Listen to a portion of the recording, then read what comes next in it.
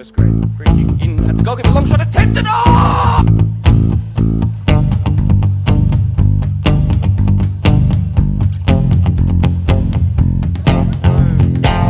Great kick pass out wide. That is fantastic.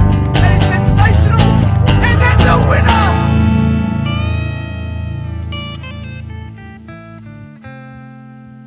Welcome to the third instalment of the Blacktown Football Hour podcast. My name is Mark DePoli, working from home again today to record at least the first bit of this week's episode. This week I am joined by three sets of guests once again.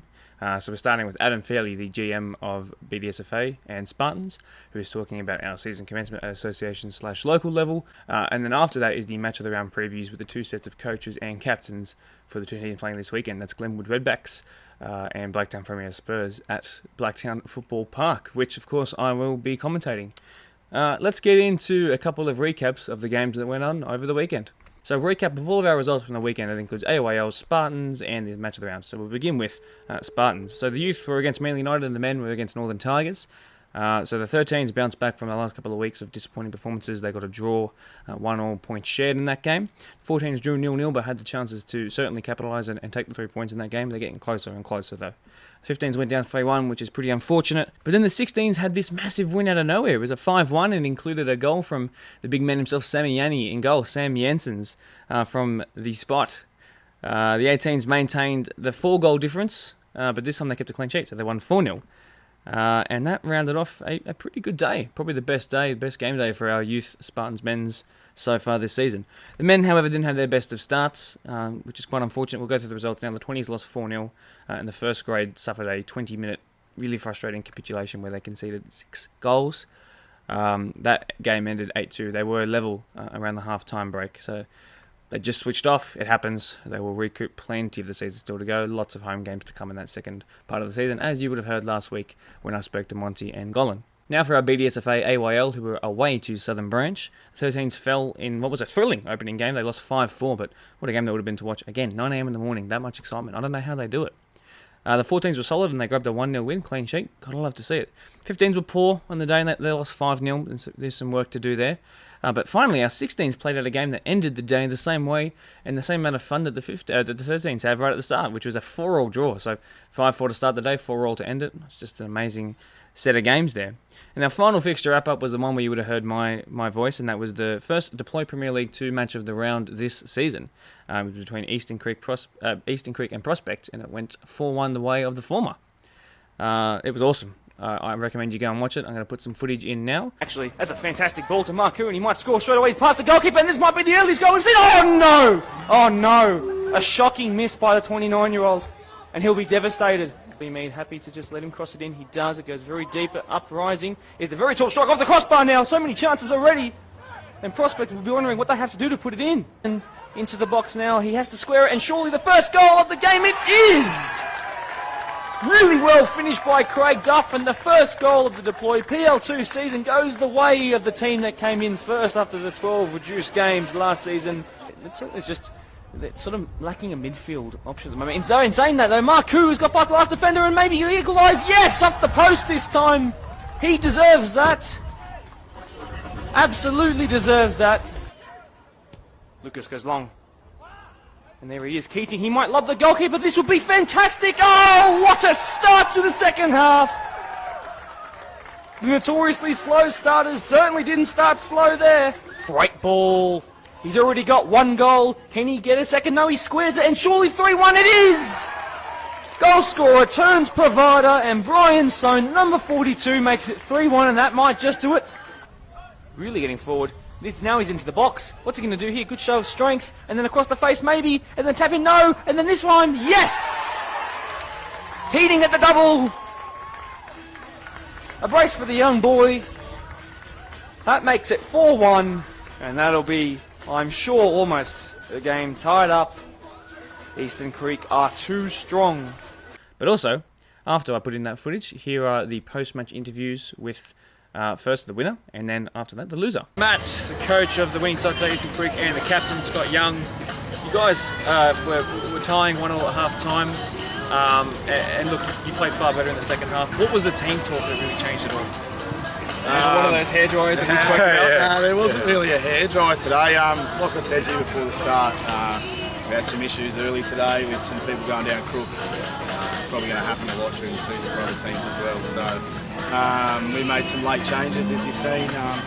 And look, I couldn't be more proud of the effort. So no hair dryer at half time, just back to basics, and boys put in a great effort in the end.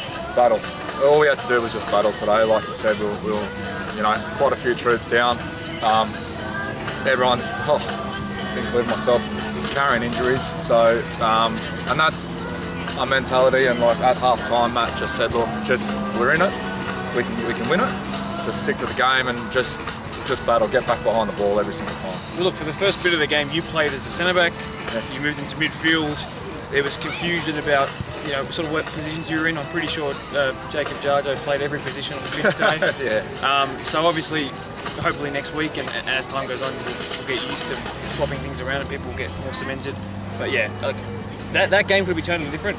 First 2 minutes of the game, there was an open goal miss. The notoriously slow starters, as I've called you a couple of times today. Yeah, you could sense that too, right? So it's a great point. If they do that, then the whole game's different. But look, the boys hung in there, and look, to be fair to us, I thought we played some pretty good football in the end. Yes, we had to make it a battle, but we scored some pretty good goals. Craig Duff, I can't give the bloke enough of a rap. Yeah. Lone striker role. Doesn't know how to play it, but just put an effort in, Man of the match, I'd say. He's close to mine. Yeah, him or Braden Keating. Yeah, and Braden got a double, right? Yeah. Peter, look, you guys were in it at half time, but the team that called themselves the notoriously slow starters came out and had a better start to the second half. Just sort of scored 2 goals quick succession, and then it was away from you. So what was said at half time, and would you have changed what you said, or was it just they were the better team? No, look, at the end of the day, I said they had more hunger than us in the second half. I knew our legs weren't going to carry us at all. That's down to fitness, and no excuse to it, but it was a massive issue, you know what I mean? And I knew that was going to be the case. I mean, maybe if George scored that first goal, things might have changed. One of them was come offside, but look, I don't know because I haven't seen it, so... anyway, look, all credit to them, man. They won fair and square. There's no hard feelings, man. It's part of soccer. Someone's got to win, someone's got to lose. They're the winners. Let's get out of here. We'll do. Thank you. So I hope you stuck around to this part. We're about to get into the interviewee section. Of course, like I said, Adam up first, and then the 2 match of the round teams will be coming up next. We're going to try and get some Spartans players, coaches, and the like on next week as the women's debut sort of weekend draws closer. There are some trial games that they've had over the weekend, but we won't sort of dwell on them. Again, that was against Manly, and they did quite well across the board. Let's get straight into our chat with Adam. Here we go. Welcome to the first segment and the first of today's interviewee guests here on the Blacktown Football Hour podcast, episode 3 of that podcast already. So I'm joined by Adam today. Adam Fairley is the GM of BDSFA, the general manager of BDSFA, as well as the Spartans GM, and he joins us here today to talk about our association, which kicked off, sort of local football kicked off over the weekend, and it'd be really good to sort of have a wrap up on everything to do with that so we can keep you informed as to where we are. So let's begin on a really positive note, Adam, and talk about our registration numbers for our association. Can you fill me in on what that sort of track's like over the last couple of weeks and where we're sitting right now? Yeah, first of all, thank you, Mark, and hello to everyone that's watching the podcast or listening in. Thank you for your support over the last 2 years with respect to what was the radio show, and of myself, because I've been in this role since 2020. So thank you to everyone, and we look forward to working with you and providing the best service we possibly can to our membership. With respect to our registration numbers, there was a time there probably a month ago where we were lagging around 1,700 behind where we were last year, and it was quite concerning for the board and the staff as to where we might end up this year, having built from a base of 8,200 when COVID hit in 2020, after we had over 1,000 deregistrations, and then building back up to 10,000 last year, which was a really excellent number for us to achieve. We were, we didn't know what this year would bring, and the reason for that is COVID's obviously still hanging around. Our members had 2 seasons which had been disrupted. Were they getting value for money? That was the feedback we were getting. We obviously had rebates that were available to our members to come back to football this year, and we just honestly didn't know how many members would come back. So we were tracking, as I said, around 1,700 behind around 4 weeks ago, but that's slowly started to creep up on the amount of numbers that we did have last year. So 1,700 became 1,000, became 700, became 500, and we're now sitting at 439 behind last year, and we've got 8,490 members registered for our competitions, which is great. Traditionally, in talking to Mick and Sue in the office, we normally pick up around 1,000 members from the start of competition until the 30th of June when registrations cease. However, in saying that, we're probably not expecting that many this year, but by the time that registration does close 30 June, we're expecting to be up around 9,250 plus members, which is probably a great result given the times that we're in. Yeah, for sure. And 2 seasons interrupted by COVID is never easy, and it can deter people. It has deterred people, but it's good to know that we can almost say that we're making a comeback very late on as we get towards the last sort of part of our registration sort of campaign. With registration, though, comes a registration system, which we changed from last season to this season, and it has proved difficult this year, hasn't it? It certainly has. We changed from play football over to the dribble registration system, and what looked like was going to be a fantastic system, probably a pretty basic system, hasn't turned out to unfortunately be that way. We've had problems with crashes when clubs were conducting specific registration days, which didn't help. Clubs have had issues in getting their members in bulk from that registration into the competition management system, which has provided delays. So the BDSFA certainly apologises for any extra time that members have had to spend in registering and clubs have had to spend in administering their own members. The reason we changed over to dribble was predominantly because they were able to offer the rebate within the registration system, and play football was unable to do that.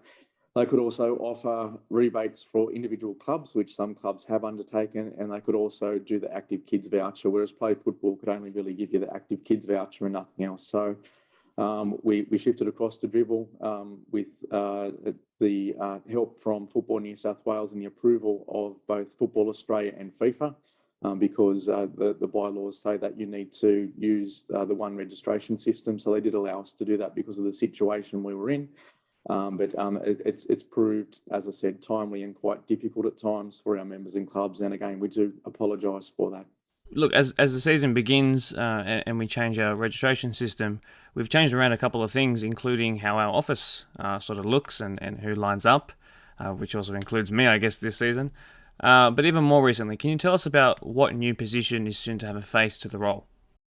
Yeah, okay. So we are about to employ a compliance and regulatory officer. This position's been created to administer the judiciary process across the association, including the selection of the persons that sit on our tribunals, and they include the disciplinary committee, the general purposes tribunal and the appeals tribunal, and to educate those tribunals with respect to the process undertaken while conducting a hearing and the comprehension of the grievance and disciplinary regulations and the application of sanctions. So our grievance and disciplinary regulations do change quite often, not every year, but we, along with Football New South Wales, that's part of our constitution, that our rules and regulations should align with Football New South Wales. And I will say that the sanctions and the tables within the sanctions for this year have changed somewhat to what they have been the last few years. So I do urge clubs are certainly quite across it.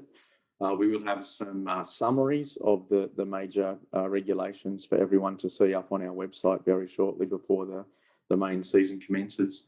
The Compliance and Regulatory Officer will also oversee the decisions of the BDSFA with respect to notices of suspension, and they will issue notices of charge to participants who are then, pursuant to the grievance and disciplinary regulations, have the right to appear before that general purpose tribunal. So they have been working for us just on a few items that have either overhung from last season. We've had a few issues in a couple of trial games leading into the season, but they will start in a full-time capacity, being a part-time capacity. They're with us 3 days a week in the coming weeks. Excellent. Great to hear. Had to expand on the desk space in the office, that's for sure. One thing this podcast needs in particular, I think, besides a new host, is someone that we can support and provide exposure to, and in turn they support us with the content that we make here. And I think there are plenty of opportunities, not just to support this podcast, but to have people, expose their business around the grounds or on our social media pages. And I know that we have a couple of key ones that we can list now. So let's start exploring those. Yeah, for sure. So as people are probably aware, LJ Hooker has come on board with respect to our Mini Roos moments, and they've got some great exposure and some great brand recognition through sponsoring both the Mini Roos moments highlights and the interviews that we do have with the kids after their matches. So LJ Hooker are very happy with the exposure that they did receive last year. And we're certainly looking for more local businesses across Australia to join us on our journey and to hopefully mutual benefit ourselves and themselves through those partnerships. So, so number one, we're looking for some naming rights to this podcast. Quite obviously, the radio show and also this podcast has had a great followship during the last 2 years, now leading into this season, and quite obviously this year being visual. You won't just hear sponsors' names, but we can potentially have your sponsor popped up anywhere on this page while people are watching it. So that'll be some great exposure. We've got some segments that happen regularly throughout this podcast that we can also have sponsored. So brought to you by, and that may be the Premier League wrap, that may be the Spartans wrap, that may be the association news. Whatever the case might be, they're the regular segments that we have on our podcast, or it might be a guest that comes in and provides a story, as Darren Glover did last week. And that's what this podcast is all about. It's all about information and telling stories and providing information to our membership and hopefully, to provide them with the stories of the people that we all know. Secondly, we're looking for a hire company for our Premier League match of the round. We had Coates Hire on board last year, and they were great sponsors, but they've decided to not continue with that sponsorship. So that sponsorship would include a scissor lift and some fencing at 8 to 10 games throughout the course of the season. And quite obviously that helps with our live stream. It gets Mark, our commentator, and also Brendan, our filmer, to get up to a great height and to get a great perspective of the game for our viewers at home. We obviously have representative team interviews that are done after matches, and they're on our YouTube channels. So that's either Spartans TV or BDSFA TV. Again, great hits on there and some good exposure to be had with brought to you by your business. Spartans highlight packages. So we have them for our under 20s men, our under 18s men when they play at home, and also our reserve grade women teams when they play at home. So again, we have some great exposure there. We have some great hits and a lot of people watch them. And then of course we've got Blacktown Football Park signage. So we've got a number of sponsors around our ground, but there's still plenty of room if anyone's interested. So again, if anyone's interested in those opportunities or other opportunities within the association or Spartans, Mark will put my email address up on the screen, and which is gm@bdsfa.com for more information. Yeah, that's right. And when we spoke to Keith from LJ Hooker Blacktown, we spoke about the figures that came with the exposure he was getting on our Mini Roos moments, and it was substantial, and he was really happy with that. So it was good to see that we were helping out people as much as they were helping us out. Yeah, correct. And that's what it's all about, a mutual benefit agreement. Quite obviously it'll benefit the association, but we're hoping to bring customers obviously to those businesses as well. Absolutely. Our season did sort of kick off over the weekend. Not all of the competitions have started just yet, but a fair chunk of them certainly have. I know you have some key points that you'd like to sort of talk about in terms of season commencement.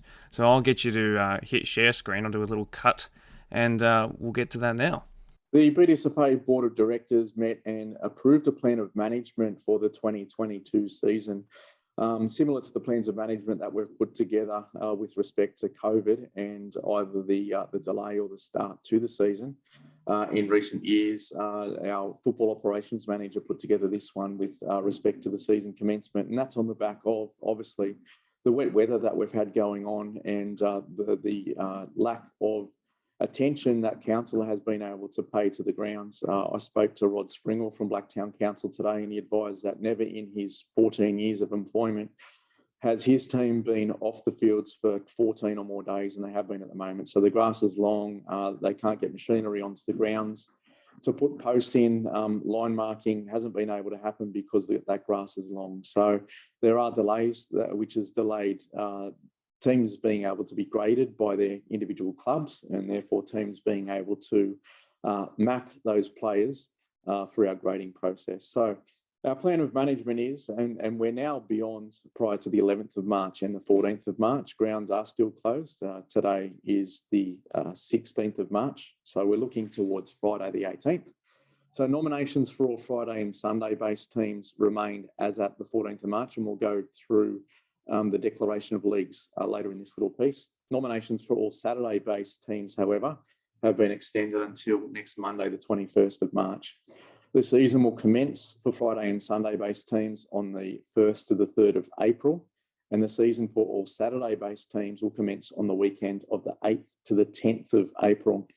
Round one will be deemed a double header, and it will be played at a later date. So anyone that plays on a Saturday, we were to kick off on the 1st to the 3rd of April, we will now kick off on the weekend of the 8th to the 10th of April, the Saturday being the 9th. If we can't get back onto the grounds until next Monday, nominations for Saturday-based teams will be extended until the 28th of March. And then the season will commence for all Friday and Sunday-based teams on the 1st to the 3rd of April, and the season for all Saturday teams will then move back after Easter, and Saturday being the 23rd of April, and rounds 1 and 2 will then be deemed double headers and played at later dates. If we don't get back on until the Friday, the 25th of March, it'll be the same scenario. Monday, the 28th, teams closing, and our first round on the 22nd to the 24th of April.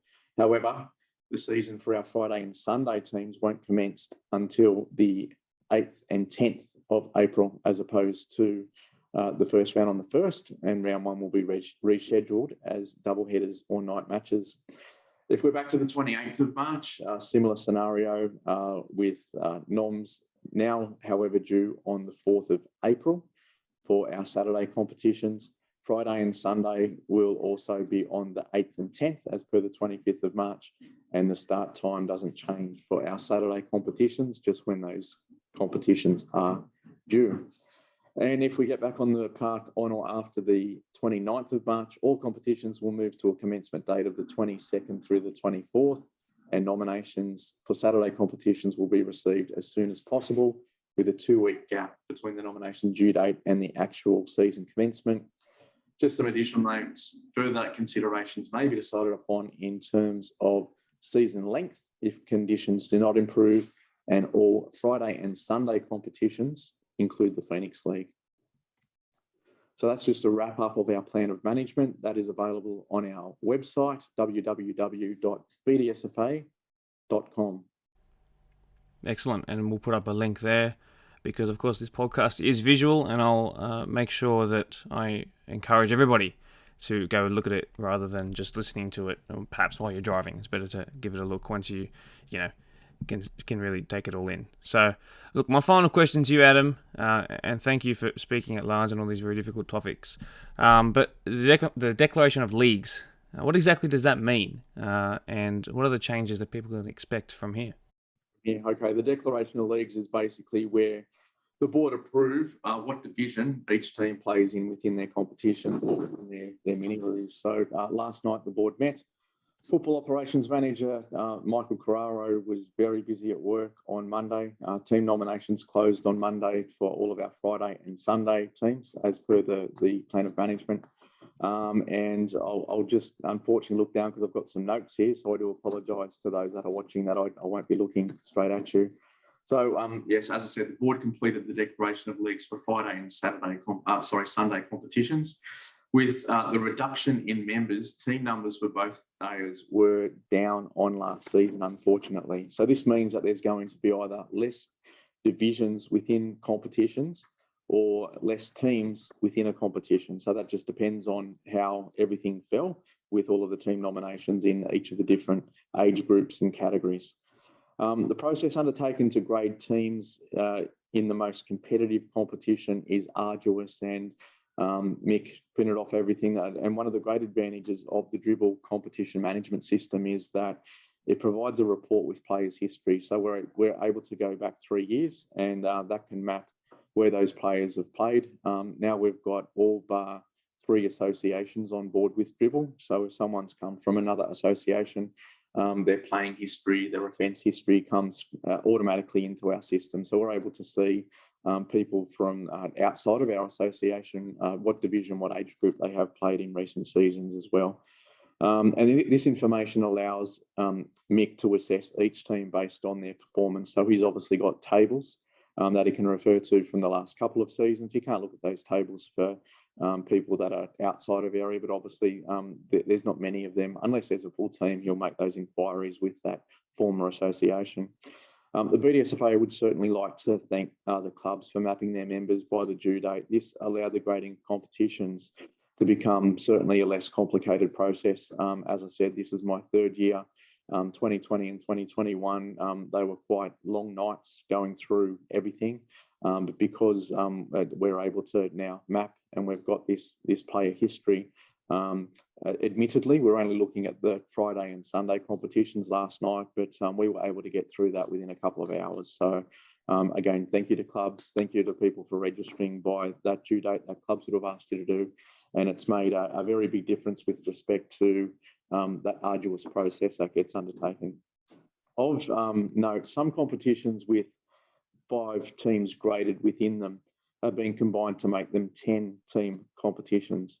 And these selected competitions will then split into 2 divisions for the final series. So where the top of the table, in the premiership table, the top 4 will play in the higher division. So let's say it's a division 3 and 4 that we've split. They'll play in the division 3 grand final.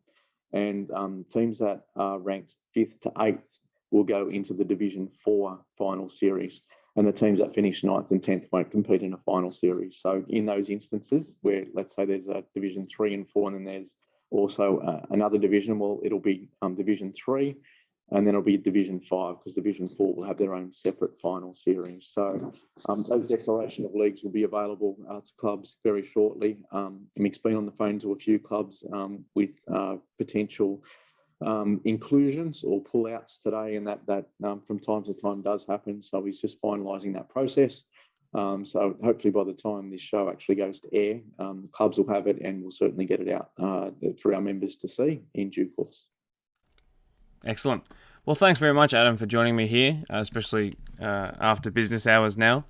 On to the next segment, which is our preview for the match of the rounds, with having our 2 teams and their coaches and captains coming on. Welcome to the second segment of the podcast today. I'm here with Errol and with Zach from Blacktown Premier Spurs, who are here joining us in preparation for the match of the round this weekend. Thanks very much for joining us, boys. Great to have you on. Let's start straight away by jumping into the game that just went past you guys. So that was an unfortunate 3-2 loss to a very strong St. Pat side, if anything, from last season is to go off. Errol, to those who didn't catch the game, and Zach as well, tell us about the order of which the goals went in. So did you go down by 3 and then claw back 2 at the end when they got tired, or was it 1-1 and then 2-1, then 2-2? How did that go? And then tell me, so what's your analysis of the game? Well, first off, look, let's start from the beginning. I've started with 7 first graders only. One was in Queensland, one's injured from that friendly game we played in this Blacktown Sports Park. And I had to fill in from reserves and mostly 20s. And I only had about 4. Ended up having 4 in the bench because on the weekend I also lost the striker of the reserves during the game. So it didn't help us really. But we are at a rebuild. And with 7 first graders we got up there, the ones that has fill in from the sides, like from 20s or reserves, actually made us proud.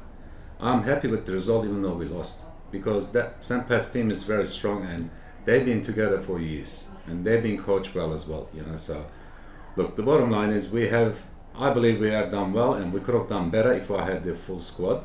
But from last year's squad, we had only Zach Cameron in the first grade, and the rest we have sort of rebuilt, and I reckon we've done a good job, and we're doing a great job, because I also got another first grader coming this week. He's added in the group chat, and another one I'm working on. So it's happening, and as the time comes, we are gonna get better. But with this game, Zach done what a squad captain is supposed to do. There was a free kick in the second half, nearly halfway, bit past halfway, just inside from halfway. Halfway. He took it like a penalty shot, put it in. Right? Top ins top ends, yeah. And top ins, and it was great stuff. And I think about 15 minutes later, it was a draw. Expense team. We defended well. Then something went wrong with the referee and the six. The six was doing a great job too, the young guy. And in that time, ref played on. Look, I can't say much about referees, but these things do happen. Then it's 2-1, then it's 3-1, then we made a comeback. We started making a comeback somehow, and we made it 3-2 in last 5? Yeah, and we just fell short at the end. And all the bad luck is following us. Otherwise, we have a strong side this year. Good. Good to hear. We believe that anyways. Good. No, and that seems like there's some really good indicators there of that. Now, that goal that you've scored, we talked about it a little bit on camera, but how far back, when you've talked to your mates who weren't at the game, how far back has the yardage gone, as you've talked about? So it was in the 18-yard box, then it was the halfway line. Is it going to be inside your own goal box soon? No. It was from, I'd say, around 30 yards. Yeah, easy. But it was more than 25 meters. All the boys that weren't at the game, I tell them maybe 35-ish. It had a great dip on it, some curve, something you'd see out of FIFA. There you go. Yeah, very impressive. That was a good goal. Good. And so look, as the captain of that side, how happy are you knowing that we had a difficult season last year, lots of change. Change could be scary, change could be good. How happy are you knowing that, maybe not happy just yet, but how sort of excited are you knowing that there's good signs against a good team, and that as you get your injury players come back, this team could really be firing on all cylinders pretty soon? Oh, definitely. I definitely think this year it's changed for the better compared to last season, and nothing against the squad we had last year, but it didn't really work out towards the end. But even though we lost the opening game, just the class and the quality that we've got this year, it's just a step up, and it's like I said, when everyone starts to gel, it's going to be up there, I think, this year. Definitely think we're going to be competitive. Well, perhaps last year when you go down by 2 goals, you switch off and you don't get the 2 back or the 1 back, at least to make it 3-2. So if that change in mentality is an indicator of anything, I think it's an indicator of good things. Sort of just staying on that game for just one moment though, if you had to sort of give two sentences on where the game went wrong, in terms of, even though you had players out, what do you think could have changed the result of the game? If I had a right winger, because I had about 3 people subbed off from there due to the fitness and also muscle aches and all that, and maybe another holding midfielder as good as the one that we had. But look, put it this way, the guy that was helping had played already 1 game. Wow. And he just sort of jumped on, and I think left back and right back was not too bad. Is defensively we've done alright. We blocked about 30 shots. Wow. In defense, and they have listened. This time the holding mids actually were more working towards, because they wanted to do something.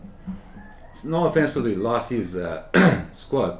They came and they gave it a best shot. Look, we tried. We all tried together. We were in it together, and I do appreciate their time. But having a season like that, no one was going to come back. Not many, anyways. So I wish them a good luck as well in their runs. But with what we have at the moment, we are in a good way. I can't say we're going to win the comp, because you got Oakville, you got Eastern Creek, but we will force them. We will force everyone. Yeah. Just from the game, I think, just my part, if we can eliminate the 10-15 minutes where we fell asleep and conceded those 3 goals, if we can get rid of that out of the game, then I don't see why we can't keep clean sheets every game. But the good thing, like Mark has mentioned, We didn't put our heads down after 3-1. It could have gone to 5-1. That's right. They fight back, and they got that goal in. So gives me great signs. And look, 7 first graders. The rest of the guys have played.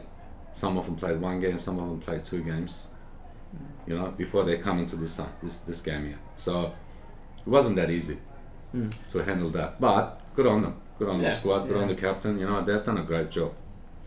Usually I'd ask this question to Errol himself, but would you sort of describe him, and you've worked under him for now, 2021 and 2022, would you describe him as more of a coach who will set you up, who creates tactics that really sort of will work the ball around the other team, or would you describe him as someone who motivates you guys to get to training and work 110% rather than 100%, and get to the game and work 120%? So how would you sort of describe his style as a coach or a manager? Definitely everything you just kind of said, really. It's just a big mix. So obviously he puts the plan in front of everyone and, expects us to work to that one game plan. Okay. And if we work to it, he knows what he's talking about, so it should, 99% of the time, it should work, and we should find opportunities and ways to score from it. But even off the field, he's always there to give a hand or give advice, or if someone needs extra help with training, he's there to try and find little ways to work stuff into their game to help improve the squad or individuals or whatever it might be. And it takes a lot of weight off my shoulders too. So if I get stuck on the field where I'm kind of lost, I've always got Errol on the sideline, yelling to help me. So it's really good. He's a great role model and a great leader for the club. Well, with so much good praise coming from your captain, first of all, it's a great thing. So you guys have obviously got a great relationship, which can't be anything but brilliant for your side. But let's talk about you. I know I don't have this down, but I'm sure you can talk about yourself just fine.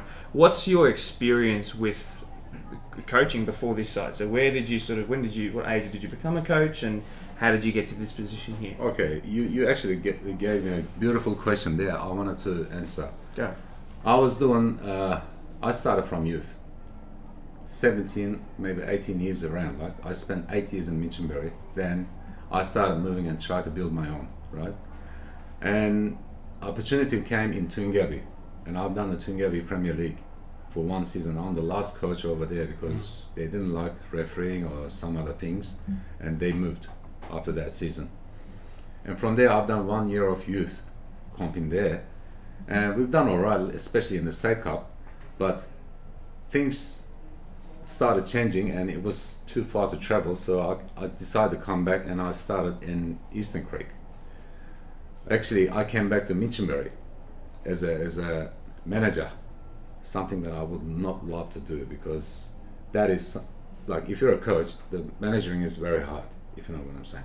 So I had a year there, and I just sort of decided to build my own under 20s in Eastern Creek. And that year was a hard year because I was very careful not to take anyone's player, but they came. Somehow they found us, they came. It's something that I wasn't involved in.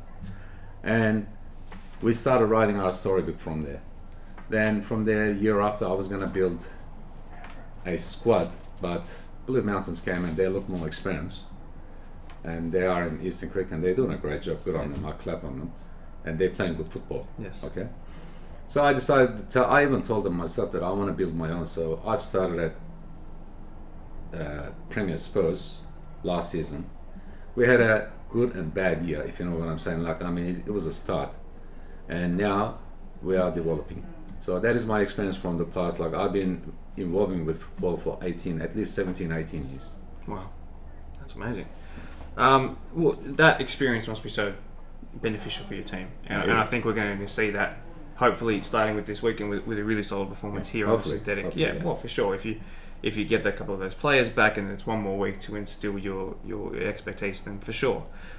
In terms of, we'll come to you, Zach. In terms of, and we spoke about this on the media day, lots of changes coming. Not at every level. For example, you still have your coach, which is, it's good to have some consistency in between seasons for sure. New bunch of boys, new personality. How has the transition from captain last season to this season, have you been able to sort of have the same motivating effect, the same sort of leadership mentality and and sort of been able to encourage the boys to do their best. Have they sort of responded really well to you? Yeah, so I think this year I've kind of gotten a bit more of a voice, whereas last year was my first year, still a bit nervous, relied on some of the older heads to kind of guide me a little bit. This year I'd say I've stepped it up to be able to control not just a team but a squad. So far everyone seems to be working well with me and with each other, so it's honestly, it just makes my job a lot easier as the captain. It's at the end of the day, everyone should be out there, I don't want to say being a captain, but pretty much being a captain, you know, setting the example for the person next to him. So it's good. It's a really good squad to work with. Good. You spoke about having experienced heads, particularly last season as you were sort of morphing into the role. Is there a group of maybe 3 to 5 who are considered sort of a leadership team? Maybe those guys with a little bit more experience playing in this comp, or is it really just you and you work with Errol by yourself?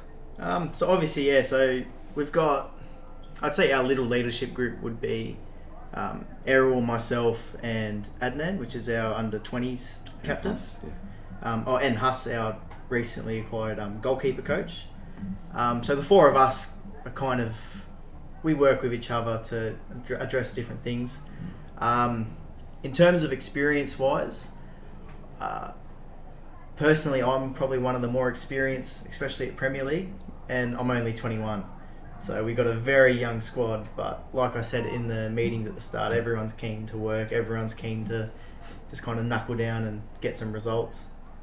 But I think we've got some form of experience. It doesn't matter about their age. They've all been playing at the top level, whether it be Premier League or Division 1 through youth.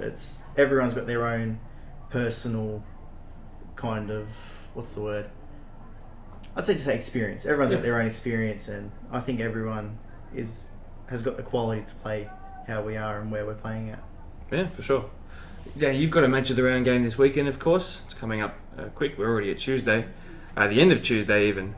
So the team that you're versing were very strong last year. Now, as you can watch by the interviews from our Premier League Media Day, which have already gone up for at least the 2 clubs in question today, they spoke about changes happening. They've had some experienced heads leave, and their first round, again, a result similar to yours. They lost, but I would suggest it was to a team who they might not have expected to lose, and that's with no disrespect to the team they played. But I think they would have expected better of themselves. Now, how do you guys go into the game this weekend? Were you able to watch their game at all? Did you have someone go watch their game? Are you going to approach this game any differently to just a regular game? You know, you are on synthetic. You're later at night. You've got people watching, including a crowd and a live streamed crowd. How are you feeling about this weekend? Tell me all about your thoughts and your preparation. It's definitely a lot bigger kind of preparation for this game, especially being live streamed on the synthetic. You know, it's not very often we get to play on a field like that, with the setup around the field and the crowds. So obviously the boys will be a bit nervous. You know, they'll want to go out there and put on their best show, because you don't want to have a bad game on film, which it does happen, but that's the last thing they want. I wouldn't say we'd prepare any different to what we normally do. At the end of the day, it's another quality team. We'll just take it how we normally do, prepare the best we can at training, and hopefully have a good day on the field.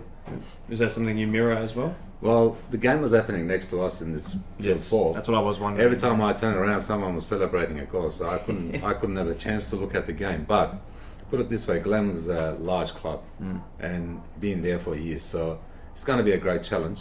We know that, and knowing that, we will go and have a game like prior to that, if you know what I'm saying. Like, we're not gonna just go treat it like, you know, we're versing someone like, I don't know, Eastern Creek, or you know what I'm saying. Like, it's a game for us, and we know what they're going through, but we're also going through the same. I would say it's 2 clubs in transition for sure. Yeah. So reserves playing up, new players coming in, good players going out, players going out. So certainly 2 clubs in transition, and they've also had a change of coach, who will be featuring. I didn't know that. Yeah, Okay. well, you'll find out when this goes up live on Thursday anyway, so it won't be that much of a big surprise. But Yeah, for sure. I think it'll be a wonderful game. It will be. Does the synthetic pitch, knowing that the ball is going to move a bit faster and you've got a bit more space to work with, and there's not going to be any bobbles on the pitch, does that change how you want to sort of approach it? You're going to attack the lines more, for example, knowing that you can. I don't want you giving anything away. But it's about, as someone who Zach mentioned changes things as games go. Yeah. Certainly, I think that might come into a factor. Yeah. It might, synthetic pitch, like you said, like that field was very heavy on the weekend for both teams, not only us. Now, you're on this one, it will be sort of like, you will feel like running more, you will feel like sort of like pushing the ball wide or having that speed off the wings and essential midfielders moving forward. Yeah, it'll be there. But the only thing that I have the captain missing on that game. Yes. So up to you I had the replacement ready. Up to you whether you want to reveal why you're away, but Zach will be away for the match of the round this weekend, unfortunately. Unfortunately, yeah, I won't be there with the boys on Saturday. Because the season got moved forward, I had already booked plans for my partner's 21st.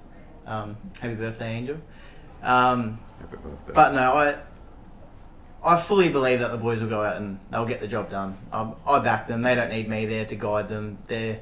They're all, how do I say it? They know what they have to do at the end of the day. It's another game for them. Doesn't matter if it's on the synthetic or not. It's a game. There's 3 points up for grabs. That's the main goal. So I have no doubt that they'll go in and they'll knuckle down, play together, and get the job done. My last question for today would be, even though you're going to be missing this on the weekend, I want to talk about your captaincy style. We'll talk about his coaching style, but your captaincy style. Now, Eastern Creek's captain, for example, was the kind of person who could talk to the referee and not get sent off. And he was an experienced head on young shoulders, and I'm sure he'll love me saying that. But if you had to, now you're 21, there's a bit of an age difference, for example, between you and him. But what would you describe your captaincy style, and what's your role as the captain that separates you from the rest of the squad? I'd say I'm a bit of a loudmouth on the field. I never stop yelling. By the end of the game, I've normally got no voice. I think for me personally, not whether I'm a captain or not, I like to be the player that steps up to try and guide everyone, to pull them to do better themselves. But I do think I'm very influential, whether it be just trying to guide individual players or calling out for a group of players, say to press or what to do. It doesn't matter where I am on the field or whoever has the ball, whether it's at the other end, they can always hear me yelling. So I'd like to say that's a positive. I do say it before each game. I will be yelling a lot, so don't take it personally, especially the newer, younger boys. I can be a bit intimidating when I yell. But yeah, same thing. It's just trying to guide. It's just who I am not just a captain, but as a leader, I'd say. I'd like to know what the plan is, and I like to try and stick with the plan. So it's just my personality. I think I like to control it, and I like to lead with example. Well, best of luck this weekend, boys. I'll be really excited to commentate it up there in the box, and we'll chat to you in interview form after the game, and we'll chat about how the result went. Yeah. And I hope to have you guys both back on here, and if we cover you guys again, I hope you're back in the squad and not at a birthday party. But thanks for coming on, and thank you. On to the next segment. Thank you. And for our final section of today's Blacktown Football Hour podcast, I'm joined here by Jimmy and Alex from Glenwood Redbacks, who are featuring in our Premier League 2 match of the round this weekend against the guys you just saw in the previous Blacktown Premier, Spurs. Let's start straight away with you. You're brand new to coaching, obviously then brand new to this club, this team. Why don't you talk about, rather not so much your history in coaching, but let's talk about your history and interest in football. So where have you played in the past? What's your experience? Have you ever watched any big games overseas? Let's talk about that. Yeah, so I suppose like most people, there's a deep-seated love for the game, which obviously started from the age of 8, and sort of grew up playing a lot of that sort of representative level throughout the youth leagues and everything like that, and then sort of progressed to state league after that. And it's only been of late that I've actually shown some interest in coaching. So I sort of grew up out in the east, and then we sort of bought a house out in the west. So the journey's been a fantastic one. I've always been a football lover. Love all stats about the game. So I just, there was an opportunity to sort of, develop into a coach, and here we are now, Mark. Really, really excited to be here, and really excited to be at Glenwood. Really excellent. Now, in all honesty, you've come into Glenwood, which is a huge club in our local area. Absolutely. But you've come in a transition period for at least the Premier League and your reserves and 20s sides. Yep. And now that's difficult in its own sense, and that's a job you've been tasked, obviously, and you would have been made well aware of. And transition doesn't always mean bad. So, how have you found this pre-season? I know we spoke about it on the media day, but how have you found pre-season so far? And obviously the first game didn't go your way, but let's avoid that for now. But how was pre-season for you, and getting to know so many new players and trying to converse and communicate with your captain? Yep. So pretty much a job. It's more of a job in progress right now, Mark.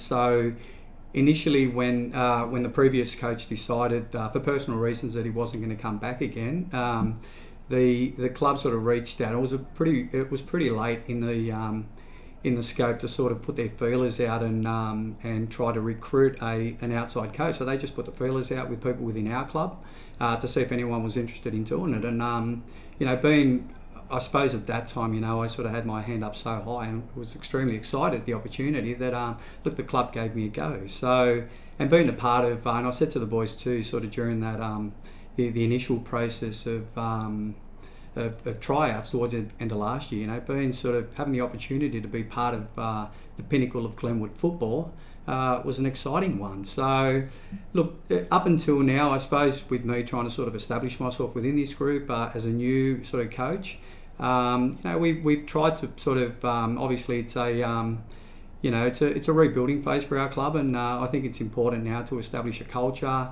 of something that not only the club and our team, but the whole club can be proud of. So we've sort of worked a little bit in the background to try to sort of put a philosophy forward that will not only sort of develop these guys into better players, but also into better people. So we are excited at what's ahead. So we're so that's pretty much the long and the short of it. But it's still a job in progress, and I know the team are making the right sacrifice to succeed, and look, I'm no different. For sure. Yeah. Now, interestingly, we'll cross to you so you don't actually fall asleep on this side of the table, but the team you're coming up against this weekend, Spurs, are in their own transition period, and as you'll be able to watch on Thursday 6 p.m. when this goes up, and of course it's the segment before yours, they're really happy with how they're transitioning at the moment.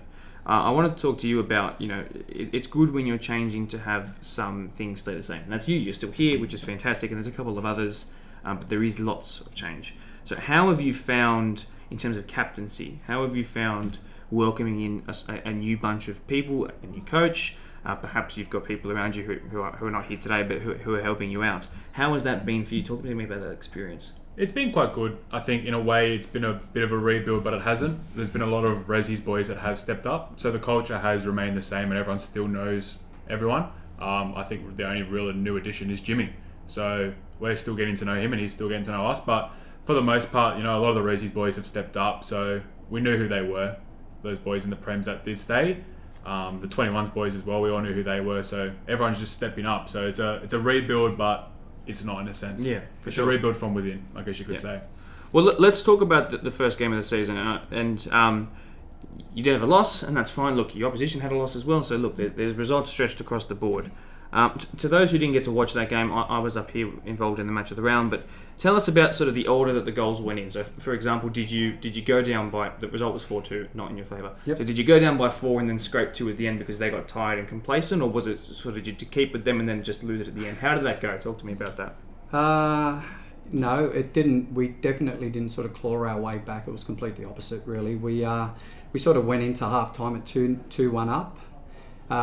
Look, the first goal was an amazing strike. The keeper had no chance in that. It was a free kick just outside of the box. So, it was a very, very good strike. I think the arm wrestle pretty much started after that, and I think from watching the game from the sideline, you knew the team that was going to settle first and put 3 or 4 passes together were inevitably the ones that were going to score next. And to Minchinbury's credit, they were the first team to settle, and they did put 4 or 5 passes together. They went through midfield, and they scored a goal. And it was probably about 5 or 10 minutes before half-time mark that again it sort of panned out the same way. It was basically more of a sort of a scrappy game, and again you could see the team that was going to settle next. We're going to score, and look, to our favour, that was us. So we sort of went in at 2-1 up at half time. I felt at half time there we had considerably more chances than Minchinbury, but we just weren't clinical in front of goal. And we sort of said to the boys at half time just to sort of get the scoreboard out of their head and just to play the way that we've trained. And once they do that for longer periods of time, inevitably we're going to win this game. But look, I don't want to take anything away from Minchinbury, mate. They deserved the win. They played very well, and kudos to them, mate. They were a little bit more clinical than what we were, especially in those sort of main moments. But look, I'm considerably proud of our boys as well. I suppose we sort of walked out of that game sort of licking our wounds a little bit, but sort of on reflection now, I think. I don't sort of have a problem. I think there's a lot there to work on, and there's probably a lot that we did right, but we just the luck of the ball just didn't go our way, and it was a pattern for the whole day, to be honest with you. It sort of happened with our 21 boys, and luckily for them they sort of came and scraped the win. But even our resis, mate, the boys in reserve grade played exceptionally well, and they didn't come away with the spoils. And I thought that our first or our prems also played well. We just weren't in the grind for long enough. But look, there's a lot of good to come out to that. But and again, Mark, I don't really want to take anything away from Minchinbury, mate. They stayed in the grind, mate, and they were a little bit more clinical and executed considerably better than what we did. So we'll get better. We'll get better. So you're creating the chances, and your opposition just put them away a bit better than you. But in the end, it was still 4 goals conceded, and it's a shame. So what were your words after the game as captain, or is it something you take to training in the week? And then how are you then going to transition that performance into something better this weekend?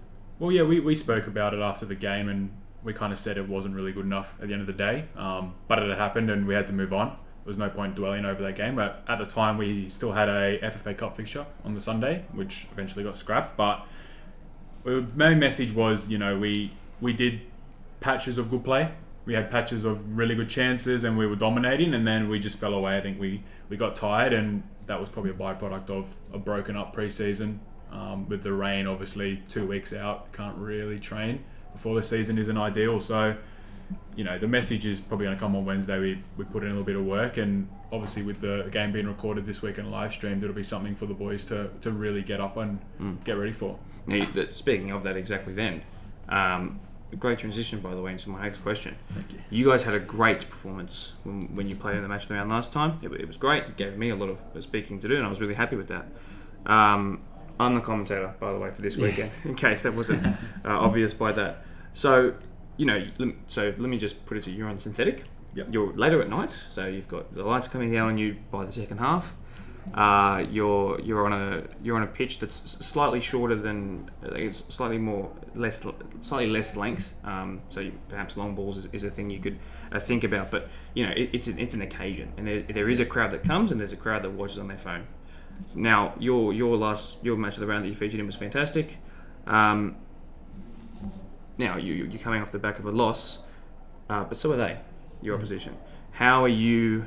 Are you changing your preparation much? Most teams don't, but is there anything different that you might take into this game? Any sort of tactical advice you might change for this game, knowing that the type of field that you're on, or is it you're ready to take the game to them? No, I think the week will be the same. The build-up will be all the same. At the end of the day, it's a game on a Saturday. There's nothing that really changes there. The only thing that might change is some of the boys might get a haircut. Try and impress some girls, I don't know, but for me it won't be too different.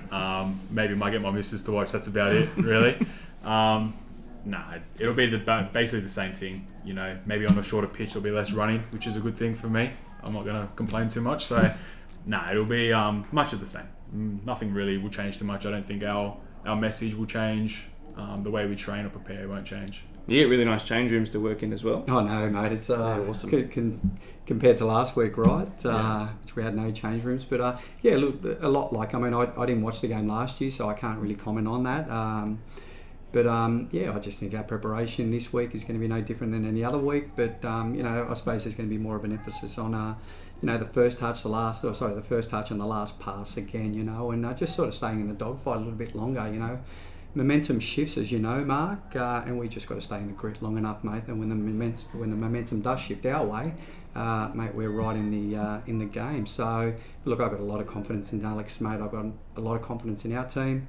I think we'll put on a very good show this Saturday night. And look, we're going to do our best to encourage all our supporters to get out there on the day, and look, I believe that we'll, if everything goes well for us, I think the spectacle at the end will be something that where our team will be extremely proud of. So yeah, really excited, mate.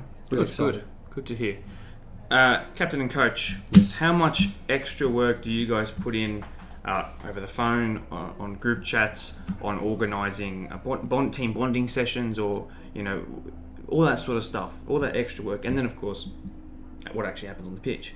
How much extra work, how many extra hours are you guys putting in, and that people don't see behind the scenes? How much? I think you boys are putting in a lot. You and Harry's a big part of our coaching staff over at Glenwood here. He puts in a lot of work for trials. He got us onto Valentine when we couldn't train at Glenwood. They do a lot of work. For me, it's probably a bit more morale and just the training I'm there. That's probably my biggest thing. I think you boys put in a lot more work in organising the sessions and making sure that everybody's prepared for the game. Yep. Yeah, that's true. Look, it's obviously as a new coach, there's a different sort of approach from my perspective, Mark. So, but Alex did say that Harry and our coaching staff do a lot of work sort of in the background just to get the boys sort of up and motivated and stuff. Obviously, the last few weeks have been, I suppose, a bit of a challenge to try to keep everyone's morale up where all parks are closed and what have you. So, look, we're like I said to you before, mate, we're sort of working hard to sort of, not only better our players on the park, but actually better our players as people as well. So, I think there's a real good sort of, if you sort of look to our future, I think there's a real sort of good day sort of ahead for our club.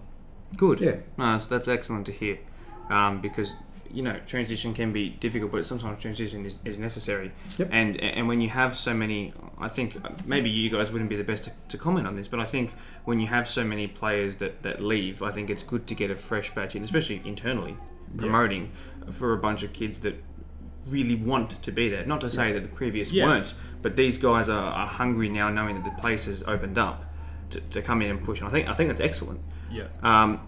In terms of you, and again, because you've remained and you've obviously played with this team and the squad as well. I imagine the 20s reserve and first probably trained together quite a lot, particularly the latter two.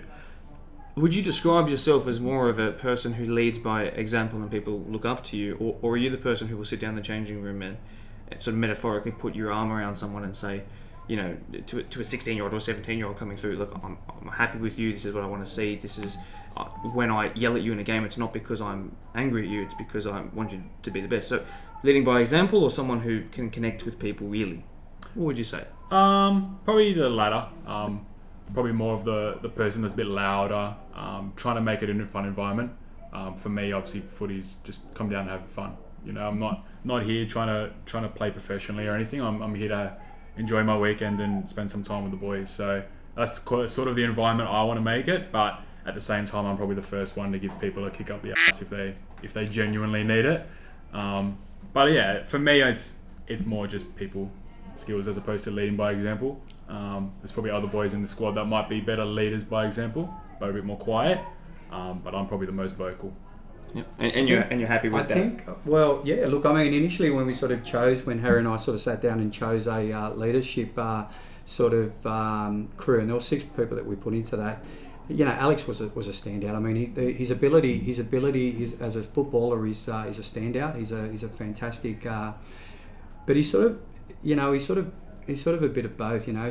Not only does he sort of lead with authority, he's a leader by authority. He's also he inspires everyone as well. So, you know, he was a pretty easy choice to put down as captain. A lot of the boys sort of gravitate around Alex. You know, we got some real good substance there for us to build on that. So, you know, it's probably one of the most easiest decisions that I've had to make there. So, and I'm extremely proud of Alex. You know, so yeah, good things ahead. Excellent. Well, it looks like there's a lot of positives, which I'm really glad to hear as someone who wants all clubs to do well. And I think it's good knowing that you guys get along really well, and you've got that internal. I really do. I will stress it. I really do love that internal promotion. I think that's great. I wish you guys the best of luck for this weekend. Of course, I'd had to wish the opposition the best of luck. Like I said, I love everyone equally. But I will say I'll chat to you after the game interview form. Yep. No matter what the result is, either way, it's just a chance to debrief what's happened and get some content in for the podcast. Speaking of which, those post-match interviews, not sure at what point in the podcast I'm going to put it in, but I might even put it in now. So this here is the recap of the games last week when I spoke to both the coaches, Matt Hetrick, and the other one slipped in my mind, which is embarrassing me now. Matt Hetrick and Peter Tsarkos from Prospect. Other than that, thanks very much for joining me here, guys, coming on such late notice as well. No, you're more than welcome. Good to see Jack Hawkins this weekend. Mr. A-League himself. Yeah, we were speaking about that before you guys walked in the door, and big boots to fill. Certainly some big expectations. Will we see him feature this weekend? Hopefully so. He didn't play on the weekend, so maybe that's why we did lose. Who knows? As I tell you, it'll be hard to drop him. Yeah. Now, He's got to play every week now, doesn't he? Might actually take the C off Alex now and have to give it to Jack. So, look, we've got a good group of boys there. So, extremely excited. Good. Thank you, Mark. Good. Well, this is going to be the last section of today's podcast. So, thanks very much if you stayed all the way to the end, and if you have stayed all the way to the end, thanks for getting our retention percentage up. Really appreciate that. A final thank you to all of the guests that features on today's podcast, including the two sitting beside me, the captain and the coach of Glenwood Redbacks. That's Jimmy and Alex next to me. Once again, thanks for coming on. Please, if you're on Spotify, make sure your notifications are turned on for when this goes live. In saying that, Thursday 6 p.m. every week until the middle of September this year, and then back again next year, of course, around the same time. If you're on YouTube, subscribe to BDSFA TV or Spartans TV, depending on what you're watching on. If we can get Apple Podcasts actually working this time, of course, I'm not sure what you can use for there, but turn some sort of notification on or set a reminder on your phone. Like on the YouTube page, share it around to everybody else, and you're going to have lots of content like this coming through the year. Thanks very much for staying all the way to the end, and cue the outro music. See you later, guys. Thank you. Thank you.